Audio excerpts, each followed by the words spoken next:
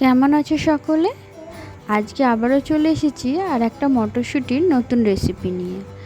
আসলে হয়েছেটা কি, বাপি বাজারে গিয়ে অনেকগুলো খোলা মটরশুঁটি নিয়ে চলে এসেছে। এবার খোলা শুঁটিগুলো দেখছি বেশি দিন থাকবে না, তা কি করব অত মটরশুঁটি, তাই ভাবছিলাম। তা মা বলল, একটা কাজ কর, আমি যেভাবে বলছি সেভাবে একটা জিনিস তৈরি কর। তাই মায়ের কথা অনুযায়ী তাই চটপট জিনিসটা তৈরি করে ফেললাম, আর ভাবলাম তোমাদের সাথে একটু শেয়ার করি।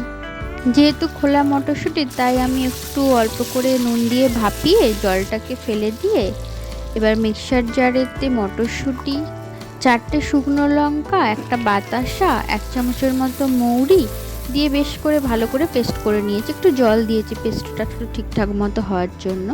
তারপরে কড়াইতে একটু তেল দিয়ে হিং গরম করে মটরশুঁটির পেস্টটা দিয়ে তার মধ্যে স্বাদ মতো নুন, একটু ভাজা মশলা, একটু হলুদ দিয়ে বেশ ভালো করে একটু শুকনো, একদম শুকনো শুকনো না, একটু যাতে কাদা কাদা মতো থাকে সেরকমভাবে একটা পুর তৈরি করে রেখেছি। এবার পুরটা যতক্ষণে ঠান্ডা হয় তার মধ্যে মা একটা ব্যাটার তৈরি করে দিয়েছে।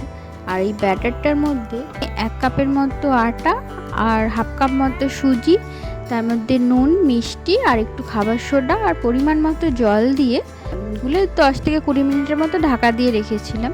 10 থেকে 20 মিনিট হয়ে যেতে আমি চাটুতে তেল গরম করে এবার 2 ডাব্বুর মতো ব্যাটারটা দিয়ে প্যানকেকের মতো একটু তৈরি করে একটা দিক সেঁকে আর উল্টো দিকে আমি মটরশুঁটির যে পুরটা তৈরি করেছি ওই পুরটাকে ওই প্যানকেকের মধ্যে পুরোটাতে আমি বাটারের মতো বেশ ভালো করে মাখিয়ে নিয়েছি।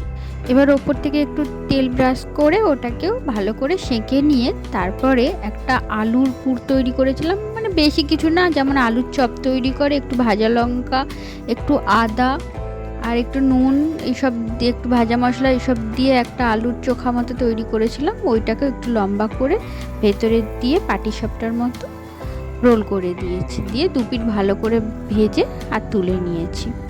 আমি এখানে ডবল পুর ব্যবহার করেছি, আপনারা যদি মনে করেন যে শুধু মটরশুঁটি দিয়ে করবেন সেটাও করতে পারেন। খেতে কিন্তু অসাধারণ হয়েছিল। রাত্রেবেলার ডিনার বলুন বা সকালের ব্রেকফাস্ট, এইভাবে কিন্তু করে খাওয়াই যায়। আর যদি মনে করেন যে বাচ্চাদের টিফিন দেবেন বা যারা অফিস কাছারি করে তাদের টিফিন দেবেন, তাহলেও কিন্তু খুব ভালো জিনিস। আর যারা ডায়েট করেন তারাও কিন্তু খেতে পারেন। আর যদি মনে করেন যে না আটা দিয়ে খাবেন না, আপনারা ওটসের আটা দিয়ে করে খেতে পারেন, খারাপ লাগবে না, খুব ভালো লাগবে। তাহলে আজকে আমার মটরশুঁটির ডবল লেয়ার পাটিসাপটাটা কেমন লাগলো জানাতে কিন্তু ভুলবেন না। আর যদি ভালো লেগে থাকে তাহলে একটা লাইক, কমেন্ট, শেয়ার করে দেবেন। সকলে খুব ভালো থাকবেন আর সুস্থ থাকবেন। টাটা।